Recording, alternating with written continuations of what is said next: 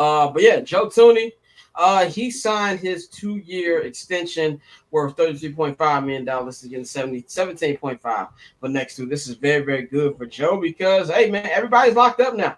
Everybody's locked up. You got Jonah Jackson, you got Joe Tooney, you got Dahlman, who just signed, and of course you got Darnell Wright. And it's looking like we might have a rookie starting at left tackle this year. But I just said, folks, South Antonio. But I think this is a great move, man. Ryan Poles has been a man of his word all off season. We consider. I remember months ago we were saying, "Oh, he needs to get fired. He needs to get fired," and he has really had a great off season. I think right now, everything that happens on the field is going to be into the players' hands. It's going to be in the coach's hands. But he has completely revamped the offensive line, made sure these guys are around for the next 2 or 3 years, and it's really giving Caleb and Ben Johnson everything for the most part that they need. I love that, you can just feel being in a room that Joe Tooney was more relaxed.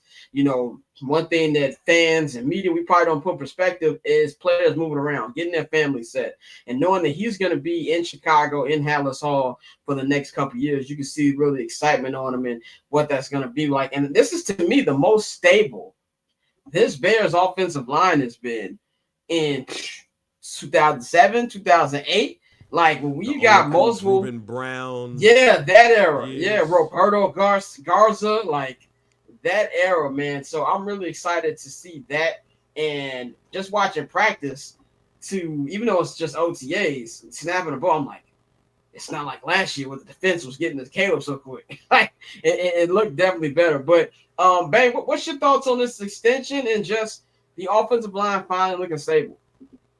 Continuity, consistency, all of the things that we've been hearing about Joe Tooney with his time with the Patriots and the Chiefs, multiple Super Bowls and stuff like that. Everything that we've heard about him just screams that we're going to have a completely rebuilt. Well, we have a completely built offensive line, but when it comes to the mental part of this, and being the OG on the line that could teach people, being able to, like, knowing that we're going to probably have a rookie competing at left tackle. His leadership is going to not only help that on the offensive line, but help that in the locker room too. What I've noticed that the Bears have done, we talked about this before, we brought in not only good players, we brought in good locker room people too. Like, it's one thing to just bring in some good locker room people, but they huff. But we've brought in good people on the offensive and defensive line. They're going to be good people in the locker room to stabilize things there. But, of course, make sure it's stabilized at the positions, too. So I love this move. I love the consistency. I love how they rebuilt this offensive line.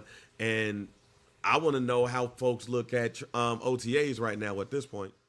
Catch I'm Not Gonna Hold You, hosted by Scott Lewis, every Monday and Friday at 5 p.m. Eastern, 2 p.m. Pacific, only on HNB Media and the Barbershop Network.